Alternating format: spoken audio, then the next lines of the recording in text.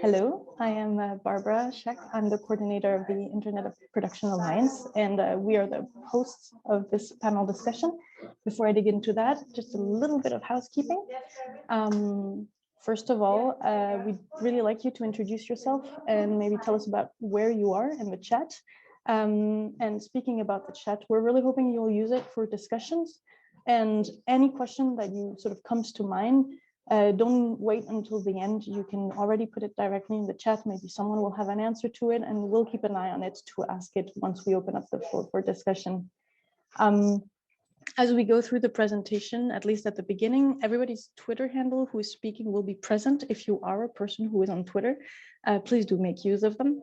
And last thing, before we dig into the actual topic of conversation, keep in mind that people present at this conversation are from everywhere, and not everyone's first language is or native language is English. So take your time when you're speaking. This applies to me as well, and be generous in the amount that you articulate and the time that you give everybody. So without further ado, I will introduce the Alliance and then move on to introducing our speakers. So the Internet of Production Alliance is made up of individuals and organizations. It's a global alliance with common goal to create an open internet of production, which would enable anyone everywhere to participate in production. Sort of as you can imagine, for us, it's really wonderful to be here at the Global Digital Development Forum, because one of our vision is that a key infrastructure for a digitally augmented form of development is for manufacturing to reach a capacity of decentralization that would be an alternative to global supply chains. There's this pretty picture that you see on this welcome screen. What we've realized is that the current global supply chains are very fragile when a shock hits, and both in terms of emergency production, but also in the daily things that we might need in an emergency. It's been very complicated to get these items to the places where they are needed. And at the same time, manufacturing capacity is everywhere. Of course, sewing machines are in anybody's home, but also wood workshops and all the way to 3D printers, and all the people who have the skills to use them are actually already present globally. And usually I would host a conversation to go deeper into this vision, but today, instead of telling you more about this vision and how the Internet of Production Alliance is working to bring it about, I'm proud to be hosting a conversation where people who are already practicing what we preach will be telling you a bit about how they're doing it. So the people that you will hear about today are flipping that paradigm. They're building platforms that are linking designers, buyers, manufacturers in different ways in different parts of the world. There are different levels of advancement of their platform, and it's them that we're going to hear from. So to give you a sense of the rhythm of our presentation today, half of our conversation is going to be with 4 different platforms who are going to present. I'll do a little show and tell of what the platforms that they have created are, how they work, why they were created. And once we've seen this in examples and have them fresh in mind, we'll spend the rest of the hour talking together between the panelists, but you're also welcome to join in with questions in the chat to talk about what we can learn from these examples and how those might be inspiring further down the line. So this is about when I stop speaking, and I welcome Ben from Kigenzi to screen share if you wish, and tell us a little bit more about the platform called Kigenzi. Thank you very much.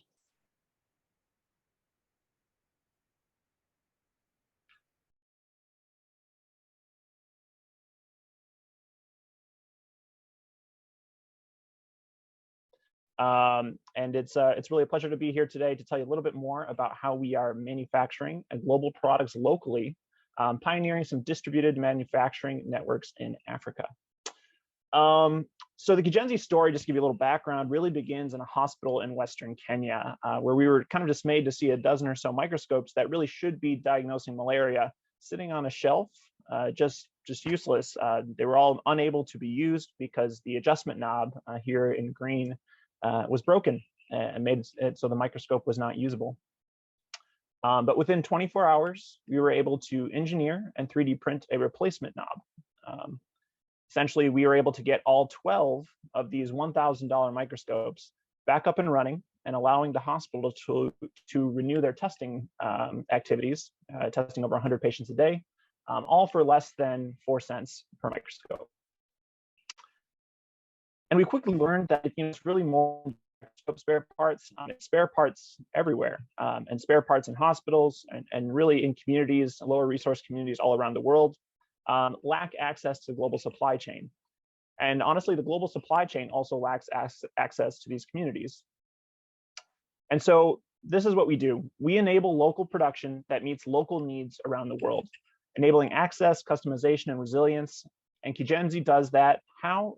By creating a digital platform that connects global suppliers to local manufacturing hubs so that we can make great products locally in hours and not months.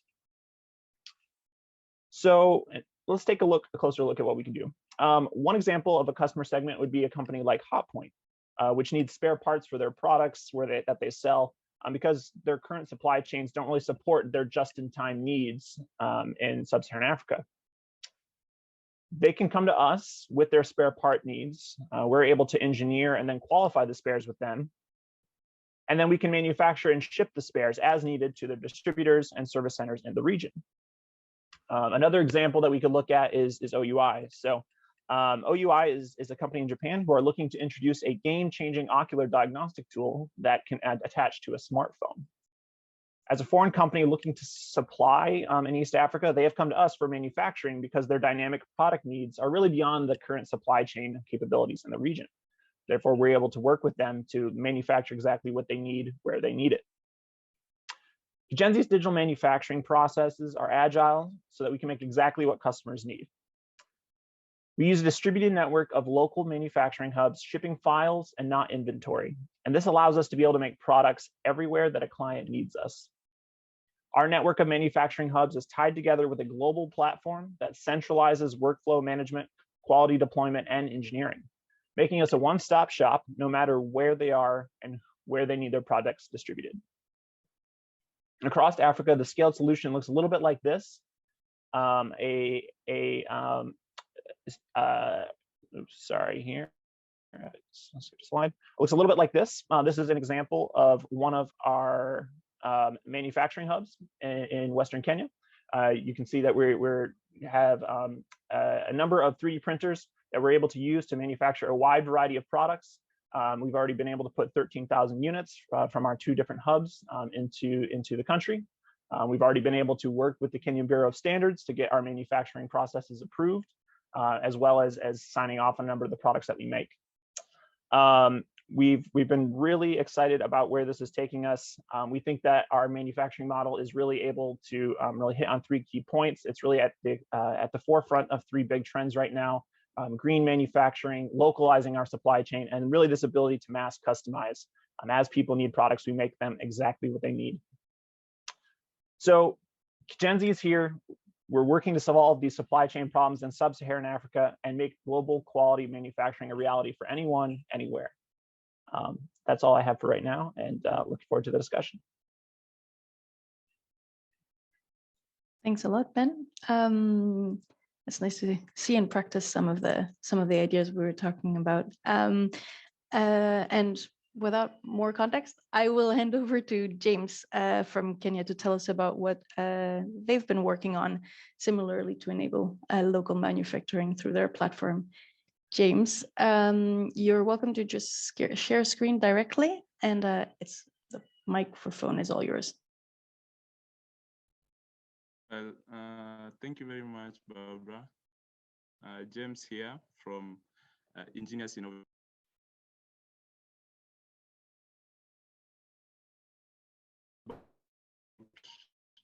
Juakali Smart, which is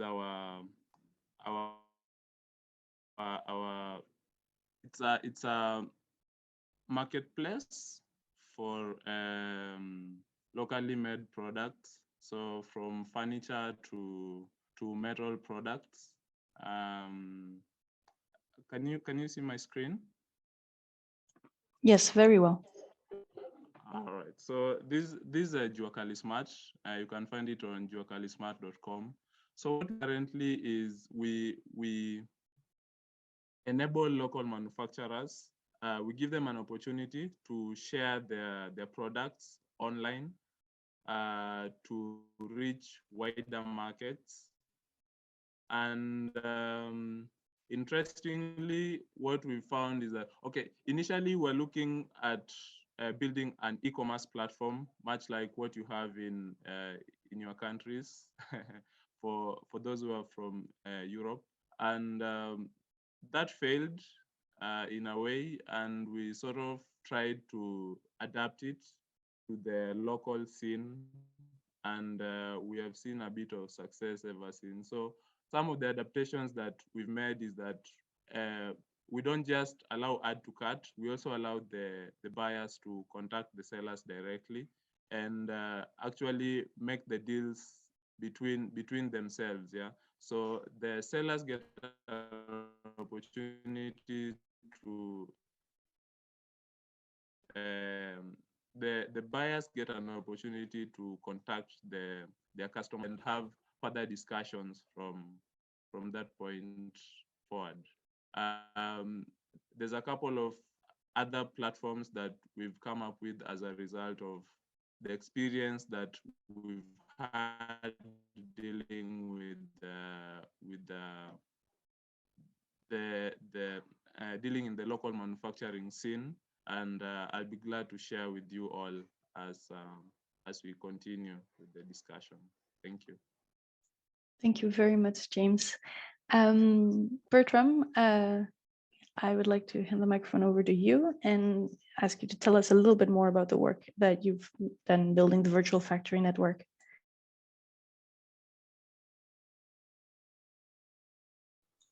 Hi everyone, I hope you can see my screen. Yes. Yes, so to start the journey with, I just want to briefly talk about Motive, is where the virtual factory started.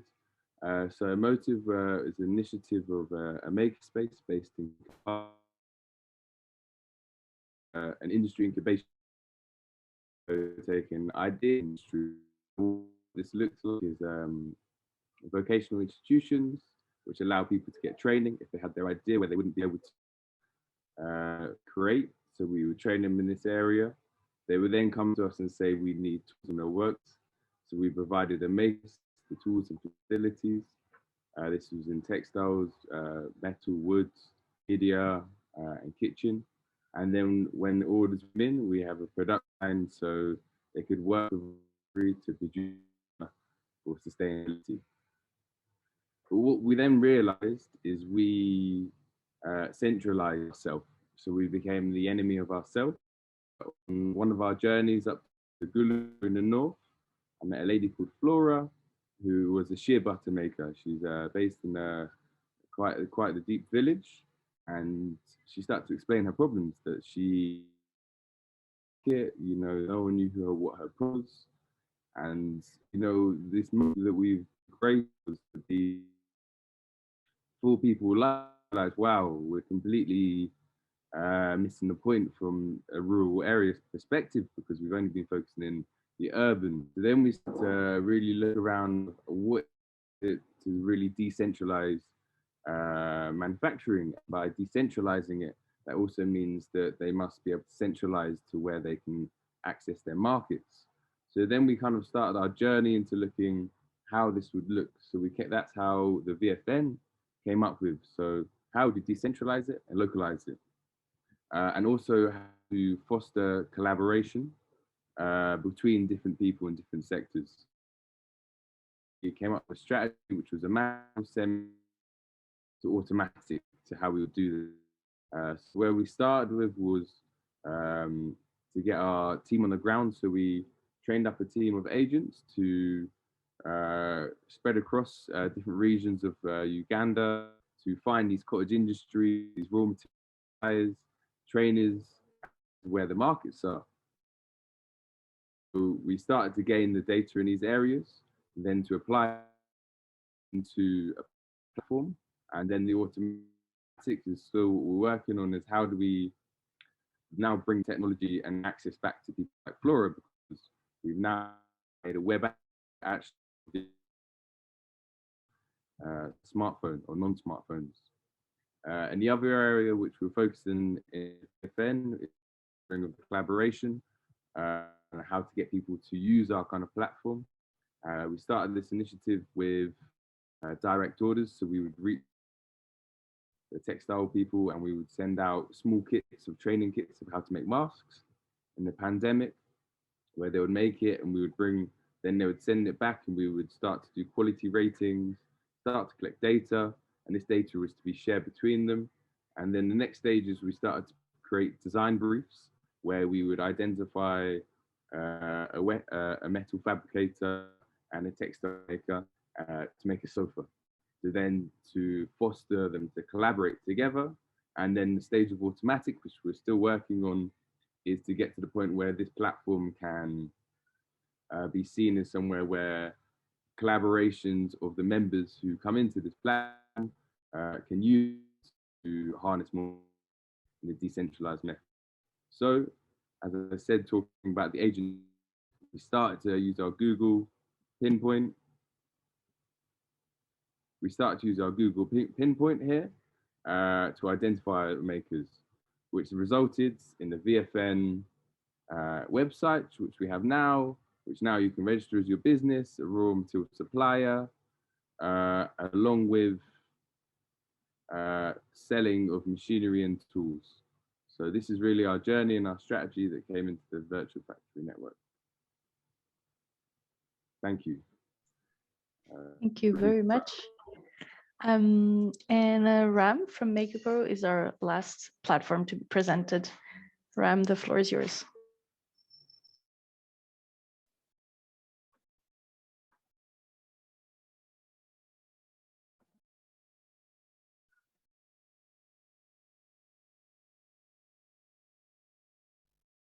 Hello, so can you hear me? Yes.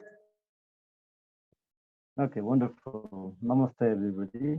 So I'm Ram from Nepal, and I represent a company called Zener Technology, which is a pioneer in 3D printing and digital manufacturing in Nepal. So we use tools like 3D printing, 3D scanning, laser cutting, and plasma cutting. These are the digital machinery. So we help our local customers, local innovators, ideators turn their ideas into reality.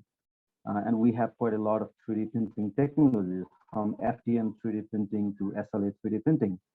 And lately, I have realized that a sole manufacturing process, like just the use of 3D printing, is literally impossible or hard to make any complete product with it, just with the 3D printing alone.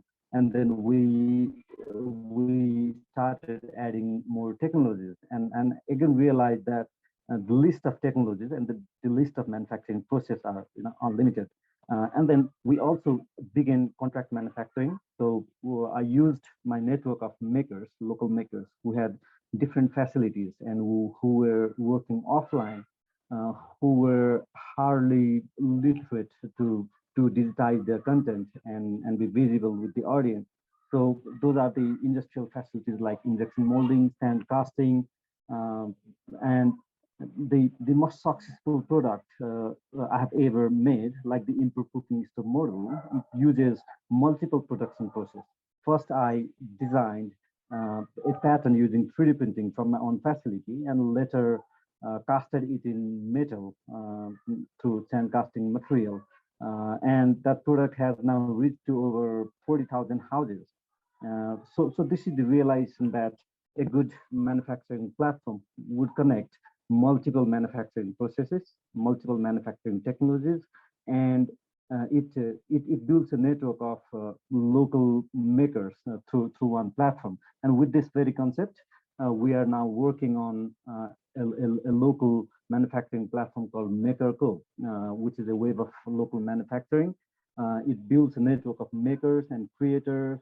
I also call it a future of local manufacturing marketplace, where makers and innovators could share their producers, could share their making, and reach their customers. So it's a platform to make, share, and trade local making.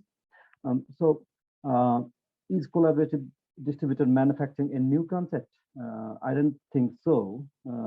I think it's trending now, but it has always been there in the past. Just the difference is it has a more bit around centralized manufacturing, controlled designs and production processes. The supply chain is a bit linear, and there is more corporation style control on production process than cooperation. And now collaborative and local manufacturing is trending, and I think it's the future. So everyone here today, including me, we are working on shared design. We are working on open source designs and open source production models. So we are trying to increase democracy on production processes. So just a very quick tour on why should platforms like Makerko and others exist. So I have made a quick tour to some of the local manufacturing facilities in Nepal, and I have found there are innovators who are trying to build things ventilator, but at this level, they weren't able to make a good design. Even they found complications in production process because they couldn't find proper manufacturing techniques like CNC and laser cutting. And then I found that there was a digital manufacturing center which used to produce coding boards and this sort of interior and exterior products using CNC machines and laser, and they weren't visible to the other user. Just another maker who is in the same city, you know. And I also visited some of the sand casting factories who do not make their own product. Literally, they only work on contract manufacturing. So their facility is open to almost everybody, but there are users who do not know that they exist. And one of my 3D printed model was sandcasted through that factory. So it uses multiple materials, multiple processes, and there are also traditional wood carvers now switching to digital manufacturing because it is their manufacturing process. It's more efficient, and only a few local businesses are able to switch to this. And also there's, you know, I found Nepal's biggest 3D printer in one of the facility in Pokhara, which was again not visible to the local makers and other innovators. And you know what is amazing? There are only a very few people who believe that this is happening in Nepal, and most people would say Nepal doesn't have quite a good manufacturing infrastructure. And I found that many small industries and makers, they are willing to collaborate in local making, and none of them are online. So we are trying to build a platform for them with the theme local solution and local production. So we engage users through local design and innovation, through releasing different innovation challenges, and engage them on making, engage them on innovation. And once they have a successful product, a prototype, then they share it through the platform. They make their own accounts and share it with others. This way it can inspire everybody. And we worked on the same philosophy during COVID-19. We engaged over 9 makers from different places, and we were able to produce 35,000 plus face shields and protective goggles for COVID response. And we distributed it through the network of local health volunteers and innovation centers. So this is the overview of a site. We only have Facebook and Instagram pages, and we are still working on the functional web page. It has a special section for makers where they could create their own portfolio, share their manufacturing capabilities, and users could share their projects, which will be visible to everybody. And it's based around the principle of local production, collaborative manufacturing, and the platform also offers design and prototyping support so that we solve problems of just a normal ideator as well as engineers, and we continuously push design challenges. We bring manufacturing processes like CNC, laser cutting, 3D printing, plasma cutting, as well as other conventional processes like sand casting and metal fabrication. And this platform allows users to reach maker and designers with their design, as well as without having their design, and someone can request for design help with the platform, and this way we can engage global expertise through design domain. So distributed manufacturing is the future of production, and it helps you reach your market with near to zero investment in less time and minimum carbon footprint. This all can be done locally. This way we can save quite a lot of money, time, and we can build efficiency in supply chain. So these are our users, and we have reached over 15,000 users in 2 months. We'll be discussing more about challenges in the later section. So yeah, success or failure, we move forward. Cheers. Thank you very much, Ram. I'm now going to hand over to my colleague, Ronald Tmoherwe, who interestingly, before he joined the Internet Production Alliance, was working with Bertram on the virtual factory network. Ronald, I think you have some questions, especially for our speakers who have not spoken yet.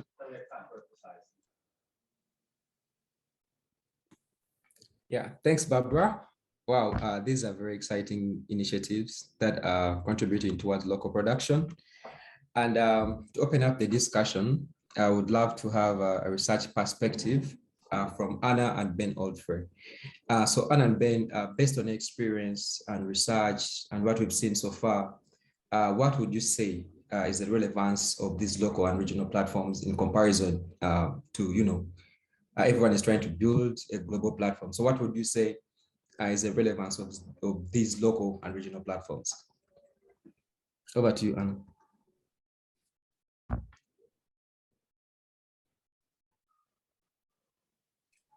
Hi there.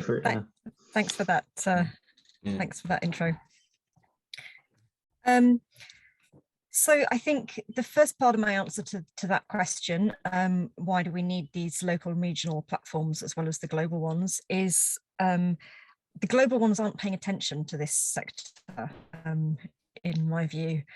I think that it's quite natural from their perspective that they will want to start with some of the lower hanging fruit. They'll want to work with places that have already thriving manufacturing sectors and that have a large number of manufacturers who are online. Some of the places that we've heard from today have larger proportions of informal sector manufacturing workers or manufacturers who maybe in the formal economy but not necessarily very well connected online. So I think that's the first point, is that the global platforms aren't really doing this. Secondly, even if they did try to do this, I don't think they really have the knowledge. I mean, we heard from Bertram about the teams that they sent out across Uganda to go and find and talk to the different manufacturers. I know from speaking to James of Juakali Smart in the past that he and his team spent years working with the Juakali, the informal sector artisans, to really understand their business and what they needed. So I think that level of local understanding is not something that that easily comes to global platforms. What do you think, Ben? Sure, thanks, Anna. So yeah, hi everyone. So I'm Ben Oldfrey. I come from the Global Disability Innovation Hub, and I work primarily on assistive technology. So prosthetics, wheelchairs, hearing aids, eyeglasses, and many more. And I think that what we find there in particularly is that I think a first point that I'd love to make is just that global mass manufacture has gotten us a long way. It's been critical in the development of humanity, but I don't think it should be, we shouldn't be demonizing it quite at this point. But I think what should be, what we want to move to obviously is to reduce the monopoly that it has on the global stage. I think that's what's important here. It's the addition. It leaves huge gaps in what we can offer across a range of products in terms of what's needed. And often what happens is, and we've seen it hugely during COVID, is that it just results in total inequity, just unequal access to what is needed. And I think COVID has really shown us that very clearly.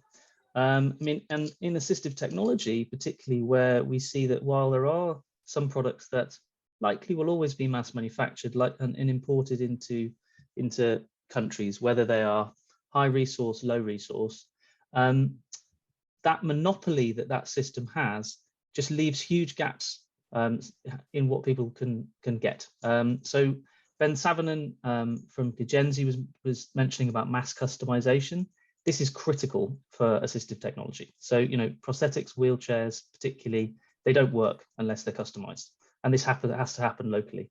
You also get a range of products that are just, they're never going to be commercialized. For example, you know, if someone has a particularly, you know, a set of confounding disabilities or particular needs, they can't be fulfilled really in a global system currently, and they won't be. This is where platforms like we're seeing, like all just exciting stuff that the speakers have been showing today, can support. I mean, and we're looking at trying to develop some of those thinking. And I have to say, you know, the countries where there is thriving platforms, like the four we've seen today, they're likely that's where focus areas goes. It's accelerating this work. It's accelerating our ability to address things locally. And I think the other part of this is just that, I mean, all sectors are clearly having to move towards sustainability as a critical both, you know, environmental, but there's other sustainability you know, we can discuss. But you know, and what that often boils down to, Ben, again, you know, mentioned circular economy. You need systems approaches. Systems approaches, on the whole, to do with sustainability, they're not going to work on a global level. They need local action, and therefore you need these linking structures. So yeah, and I think, so maybe that question, yeah, back to you, Anna, on just like that, on how we can create those links, I think. I'm glad you brought up the sustainability angle, Ben, because I think that's extremely important, both in terms of environmental sustainability and in terms of having communities that are able to provide for their own needs without external assistance. So, you know, there are many communities around the world that are quite heavily dependent on aid at the moment. And, you know, there is a need to ensure that they are able to survive and thrive long term without sort of continued infusions. And I think that having the capability locally to produce what the communities need is really critical to that. And coming back to the environmental angle, obviously having the ability in a community to repair items is fundamental to being able to keep using the same things rather than using new ones and chucking the old ones in landfill. And, you know, if a place has got the capability to make something, it has generally got the capability to repair that thing as well. So you can keep things going for much, much longer. But I also think that local manufacturing will play a role in adaptation to climate change. I think that the solutions that people need to be able to cope with a changing environment are diverse, and you know, the need for them in some places will become apparent quite quickly. And I think that you have to be able to engage local innovators to solve those problems and, you know, get the solutions made fast, and that's going to happen a lot better by having a thriving local manufacturing base. And I think that the kind of platforms that we've seen today can, you know, obviously bring more business to the local manufacturing base and help to support it that way, and also make it more visible to many decision makers in large organizations that do significant amounts of procurement, but that find it very difficult to engage with small manufacturers because they don't know where they are or how to place an order with them, and so on. What do you think on that, Ben? Yeah, I think your point on adaptation is just super critical on what local platforms and local systems can offer. Realistically, as I said, yeah, global mass manufacture, great, but we need more. You know, and what we see, what you're describing there on adapting to the changing needs, but there's also just the needs that are present right now, and they just don't get fulfilled. You know, global producers, they produce for the global market, and realistically, who is that global market? It's high income cities. That's where their money will flow, and that's the market that they'll design things for. And we saw, so I've also been working on the local production, local solutions part of COVID Action, which is a UK aid program in the past 2 years. And we saw this we saw, like, a great example comes up in that we had a face mask, a reusable face mask being produced. It's a great design. It was produced, the design was produced in the UK, and it was disseminated into local producers. Now, what was found very quickly is, because it was a rigid mask we put onto the face, it was designed for the faces that you tend to find in the UK. Now, they are not the faces you tend to find in Nigeria, the example country that we were working in, but that's true of many countries around the world. It doesn't fit properly, and you need a proper seal on it. If you've got local capacities in places, then those designs can be adapted. You can work from a global design and adapt it as needed, but you need those local capacities, local systems to do that. Yeah, I think that's really important. I was looking just to some of the questions that was mentioning here as well. I think that there are challenges to this. I mean, someone asked, how do you make your money as a company in this space? And this is tough. I think, but it does need. I mean, yeah, I think this particularly if it's a you know, a middle, you're a broker for other services that are coming in. That's hard, but I think that needs to be addressed. I think Anna's point on trying to move away from things that are, you know, based on development funding is important. But again, by creating value in a local setting and selling in a local setting, that is how you grow a local economy and move towards a system whereby things don't have to be financially supported. That point you made, Ben, about the business models is one that's dear to my heart. It's a subject I'm really interested in, and I'm excited that I'm actually going to have the opportunity to work on that a little bit later in this year, and I'm hoping to be able to bring some of the platforms that we've talked to today into that research. I think it's something that yeah, a lot more work needs to be done on how they can be made more sustainable. I suspect, in terms of time, we may have run our course. Ronald, can I hand back over to you? Thanks.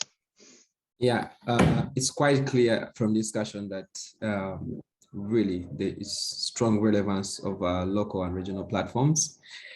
Thanks very much, Anna and Ben, for these insightful thoughts. To open up the discussion further, would like to share more what we've learned so far. So, for example, I'll be posing a couple of questions. So, for example, James, you talked about initially you wanted to build an e-commerce platform like one you can find in Europe or China, but over the time, you found that you have to pivot. So I'd love to pose a question for discussion, like what are the key ingredients for these platforms in a local context? What would you say are the key ingredients? Thank you very much, Ronald. Yeah, so it seems very simple. It looks simple to simply plug a solution that has worked elsewhere and try to adapt it to a local market. But many a times, and people have pointed this out before, that it doesn't work. There are certain things that are really subtle, but you sort of really have to figure them out. For example, in the local manufacturing scene here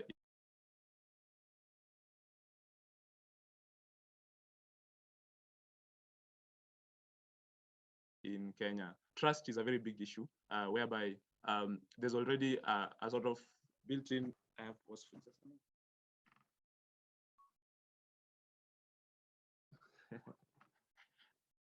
sorry about that. There's this narrative that local manufacturers are not to be trusted, and they'll run away with your money and that sort of thing, or you'll give an order and it won't be fulfilled. So we sort of have to find a way to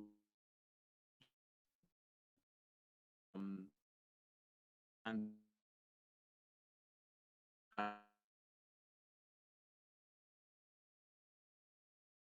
that trust so that they can transact. Yeah.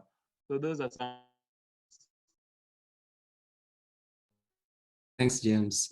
Anyone with a perspective on key engines? Yeah, Ron. Ben was discussing around you can design globally and it has to be for a local market as well. I just want to emphasize, and I think it's super important in the design process anywhere of these products get made is, as well as it get made locally, I think designing locally within a network globally is really, really important. And I think even looking across all of these kind of platforms is how, and this is a question maybe for everyone, is that how do we better collaborate in localizing design with the production? And that's more of just an open question that I think is really interesting. Is, you know, design is as key as the building process because they match together. So as much as you're building it locally, the design must match. And is there ways of collaborating to make these designs and the tools for designs become more efficient?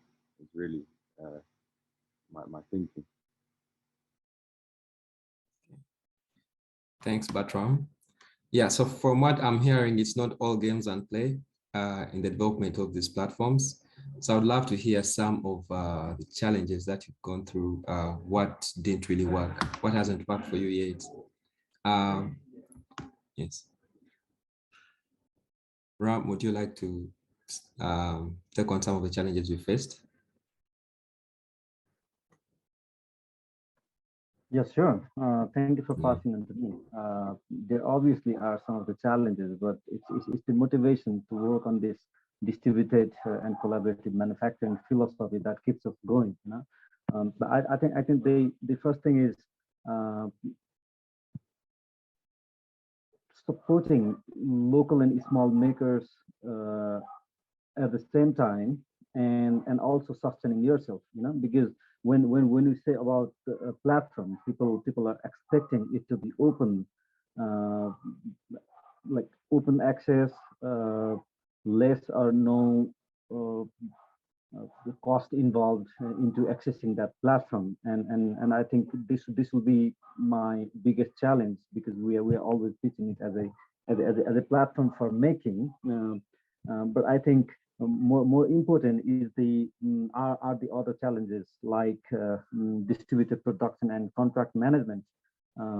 Since we are involving small local makers or manufacturers who do not have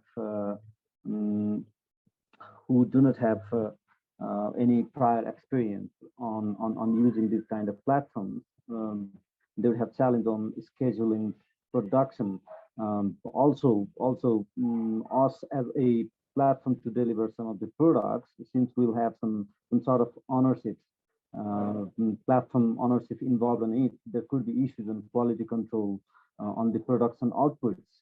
And another challenge would be committing local makers on the new production philosophy of collaborative manufacturing, because they feel like they are going to be sharing their slice of business with somebody, you know, by being more visible and by being more open. I think this would be the bigger challenges. And then another which I'm currently facing is the web development challenge because of the limited funds. I think this could be somehow solved sooner. That's why we are still moving forward with the open social platforms like Facebook and Instagram, just getting the audience, but not actually piloting through the platform So once the platform is up and running, then this could also be addressed.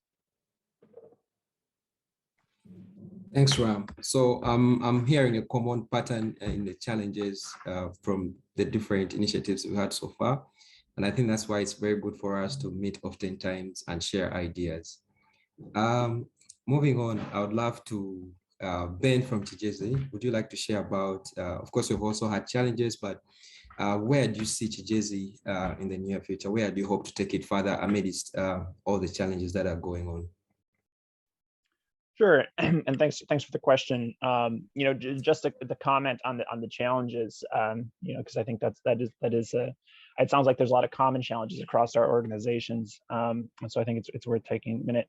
I think one of the biggest things that we have been trying to tackle with Chijezi and is always something that we're continuing to work on. Really hits on some of what James was saying in terms of quality. Local manufacturing, I think that's one of the big challenges. Not that local manufacturers aren't making high quality products, quite the opposite. Oftentimes local manufacturing is making things of higher quality in the traditional sense we think about it. But I think a lot of times people's perceptions have a lot to do with, in terms of quality, have a lot to do with in terms of, are they getting something that they expect, right? Globalization has really kind of conditioned all of us that a product should look a certain way, or a product should be a certain way. And so this issue of quality is not just about making a great product that functions the way that you want it to, or behaves the way you want it to, but it also looks and feels the way that you should expect, like that you might expect it to, based on how kind of those global standards are operating. So it really is a balancing act in trying to tap into local design capabilities, local design talent, which is quite impressive at times, and then trying to balance that with kind of what customer expectations are, because they have been conditioned to certain forms of quote unquote quality based on what global design chains have kind of landed on, because those aren't always the same thing. The product that you get from local manufacturing is not always the same product that would arrive out of the kind of the evolutionary process that happens as you're looking at mass manufacturing. But so that challenge of trying to kind of balance those considerations of thinking globally and thinking locally, and trying to bridge the gap between the two is kind of a perpetual challenge for us, and something that we're always trying to work on is kind of trying to bring the best of both worlds together to some extent. And I think that is very much going to be a key part of our future. To get to your question as far as our future plans, we're continuing to develop a lot of, as I mentioned in the slides, we're continuing to develop relationships with some of these global, I guess, suppliers or global manufacturing outfits who do have an interest in looking to kind of tap into local capabilities. And so I think we're going to continue to do a lot of relationship building there. So people who have a unique product for a unique market and want to be able to make it locally, that is an area, kind of from a business standpoint, that we're going to keep moving towards more and more, kind of enabling the bridge between those worlds. And then as far as where we operate right now, our facilities are in Kenya. We have worked with a number of clients and organizations in the region, a handful of other countries in East Africa, but we do have plans to be able to expand across East Africa in the coming years, and install kind of more hubs in more locations. But the key thing will be that those hubs will all kind of operate off of similar models. So while they will be locally operated with local designers, kind of the manufacturing and quality control elements will be the same. So again, we're addressing this issue of people being able to get a local product, but being able to get what they expect, right? You want that uniform quality across all the places you're working. So we're really looking forward to building more of these hubs in the region in the future, although the specific locations we're still kind of working out. But yeah, thank you for your question. Thanks, Ben, for sharing these insights. It's quite exciting from Chijezi hearing how you're pushing a local production even in the near future. At this point, I would love to open up the floor to questions. You could have a question, maybe James, based on his presentation, you could have a question that you'd want to ask him specifically. How were you able to solve this? How are you doing this? It could be a question directed to Ram or Bart or Ford. So any question you could have, the flow, I've opened up the floor for discussion.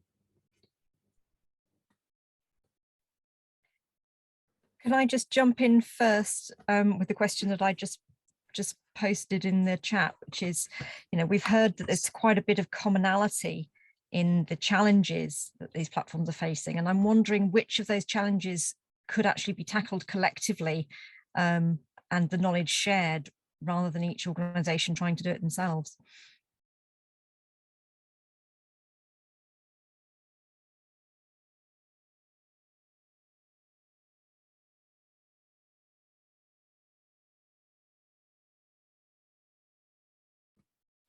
Thanks, Anna. The floor is open for discussion. James, do you have a challenge that you've seen similar with the rest of initiatives that you think can be tackled collectively? Yeah. On an issue such as design, and I've mentioned this in other forums. I think it would be really interesting to see whether we can have some open designs that like sort of people go back to when we need to, for example, make spare parts for items. So like a common platform where different people working on different designs can have them there, and anyone who needs the designs can easily access them at a fee or free of charge. Yeah, I think that would be interesting. Thanks, James. Bertram, would you have any perspective? Because we used to work on the virtual factory network. There are times where we hit barriers and like we didn't know what to do. So do you think there are some of its challenges that we would have solved collectively with other initiatives?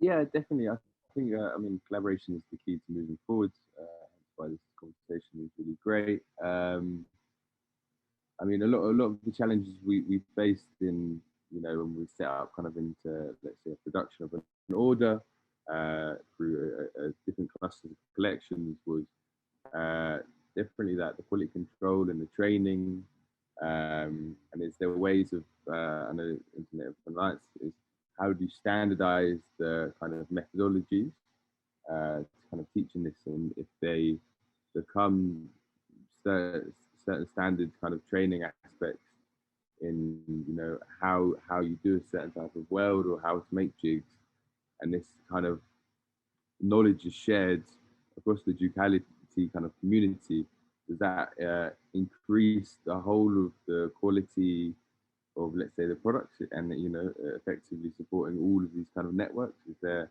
some sort of trainings in these senses that can be shared, or we can collectively train, as we spread across different parts of the world, that can be shared, and that comes that standardization of things, of the tools and of the crafts. And one who said it earlier was talking about what is the type of product that we expect to see these days. Is, we're expecting to come from certain processes of what it is. So really, how do we reform and shape what a product really looks like for the user as it is today, from the perspective of how we're trying to make? I think it's really important, and how can we work together on that?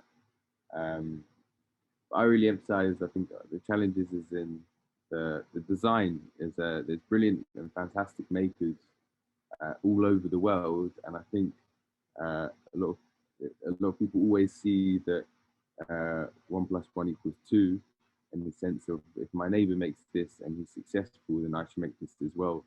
I really want to emphasize on how do we support or collectively help change that mindset of, developing the designs they can do, i.e.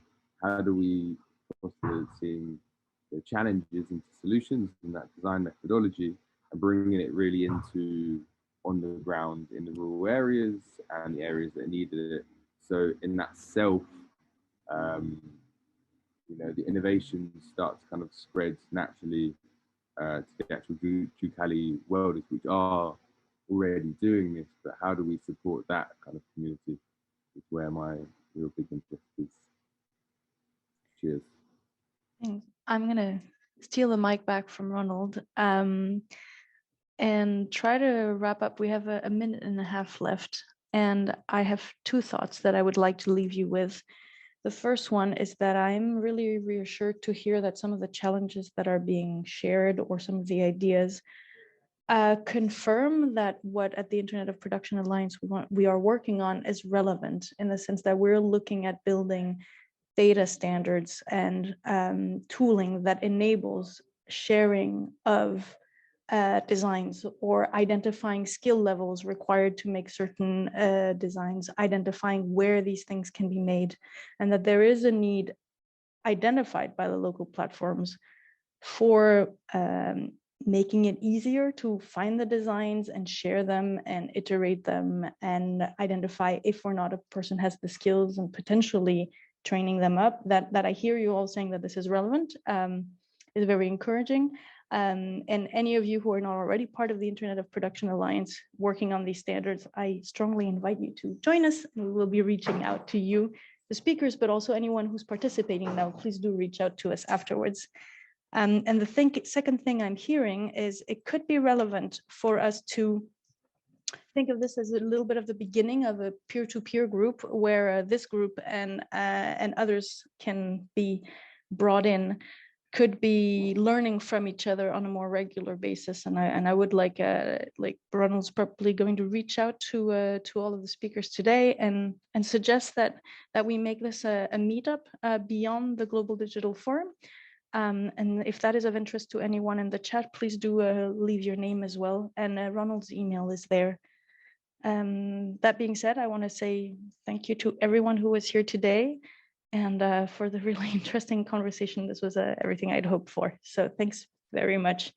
We will be leaving the room open for 10-15 minutes more if you want to keep chatting or if you want to talk to each other. But the time is up now officially, and you are very welcome to drop off the conversation.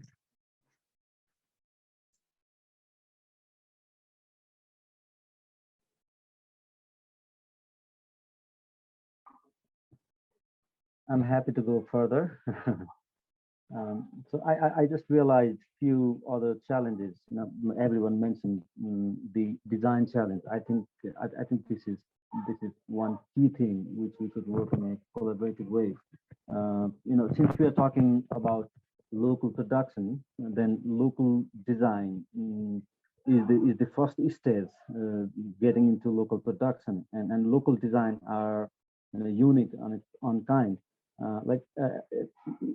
As I remember from my past experience working on some of the products, the design cost is way higher than the prototyping and few number of production costs.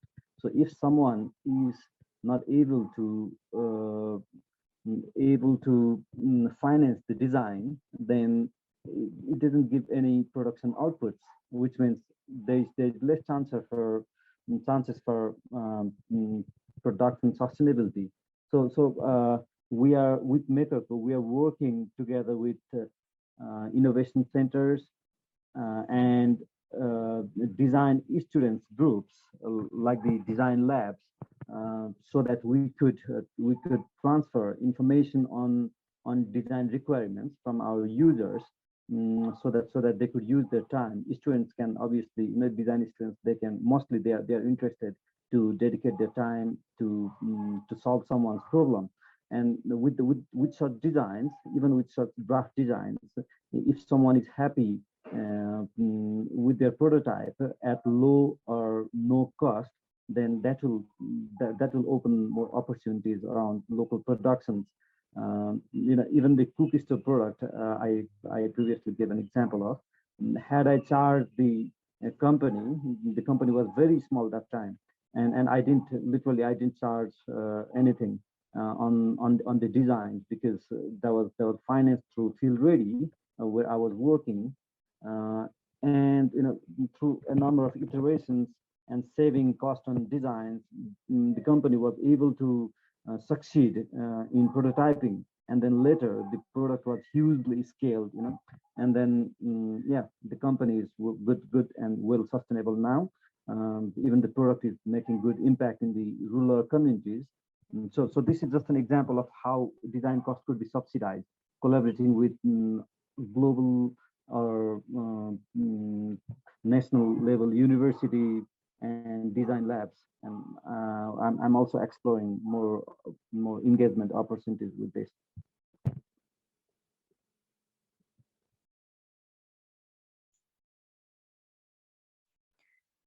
Does anyone have examples a bit like, unless you had like a specific question, Ram, it's making me wonder, does anyone have also a context specific example of a thing that works really well? So you were talking, Ram, about something that works really well in Nepal.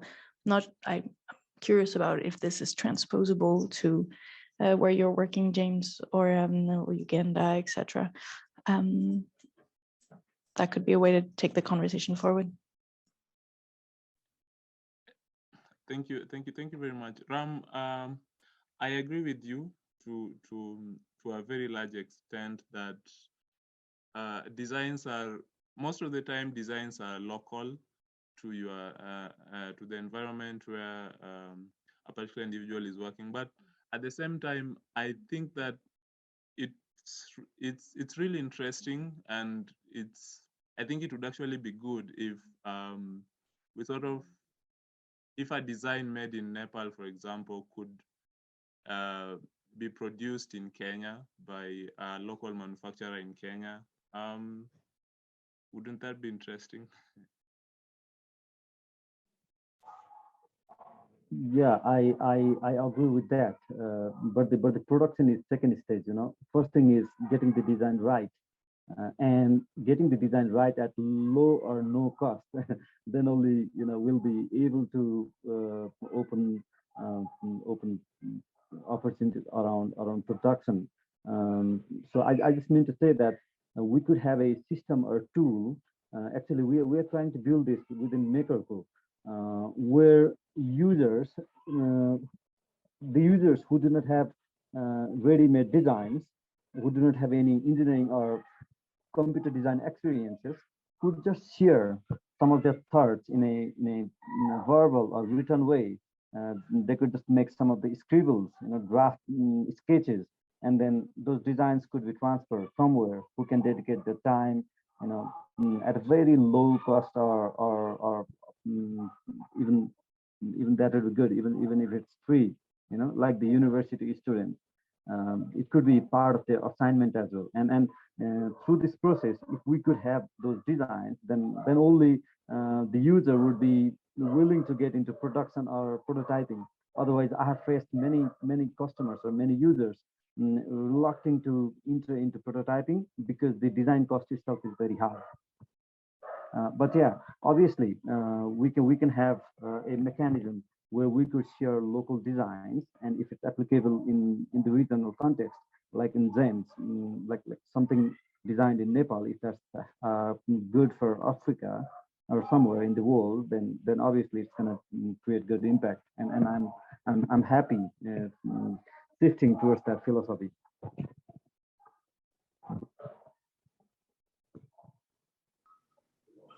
Hi guys, yeah, just to add on as well, I mean, one thing with design is it's a communicational tool to be able to get to the physical problem or solution or product, which it is. And I think when looking at design, it's, as you're saying, it's before you get to prototyping, or in some ways you can call it a level of prototyping or how you perceive your design, but it's a pace, like a pencil and a piece of paper. It doesn't even have to be this to do the design. And I think we used to run some design programs to kind of like stop people going into business early and really focus on their design.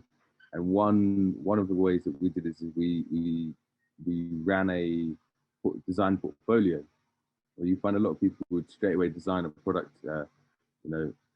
First design, this is my final product. And what I find really interesting is how do you extend the period of time to coming up with that final design for that prototype, and is there a way of coming together to make a maybe like a standardized kind of portfolio or methodology, which then, you know, you can say it, you can write it or you can draw it, and that process of information that comes through can then be absorbed by anyone to have an outcome of a prototype.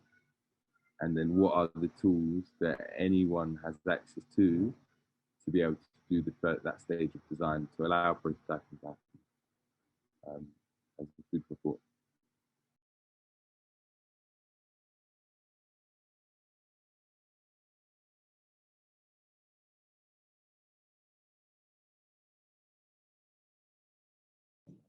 It's making me just think of some of the sessions that happen at like the open source hardware conference or at the Hackaday Prize, where there's well, this is in the context of open hardware making, right? But that these thoughts on how we can get this, design to redesign to redesign to redesign process to work. It's also reminding me of something that Andrew, who's the chair of the Internet of Production Alliance, and I worked on for an article where we were thinking that maybe one of the elements of having a bigger recognition for people who make good designs could be finding ways for the reuse of designs to be something of pride at the engineers level, in the same way that if you are cited as a researcher, it's an element of pride, and have it that there is value in the community in having been good at reusing a design, just as much as there is value in having come up with something cool. Because if the focus is on being the great creator of the great new design, and those are the people who get the spotlight, then there's an incentive to keep churning out new ones instead of focusing on refining designs that already exist.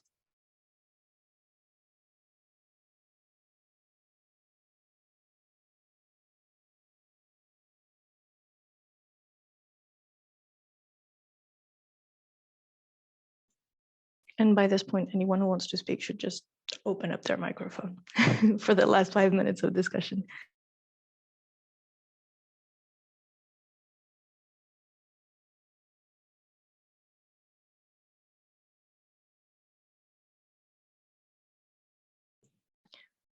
It seems like we've gone around the topics then, unless everyone says, no, I want to say something else. Then I will say thank you again very much to everyone who participated in the discussion. And we hope many of you will reach out, and we look forward to talking with you again.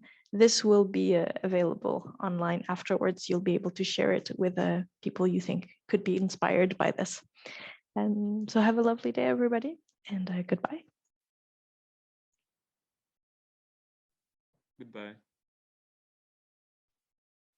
Thank you for listening. Bye-bye.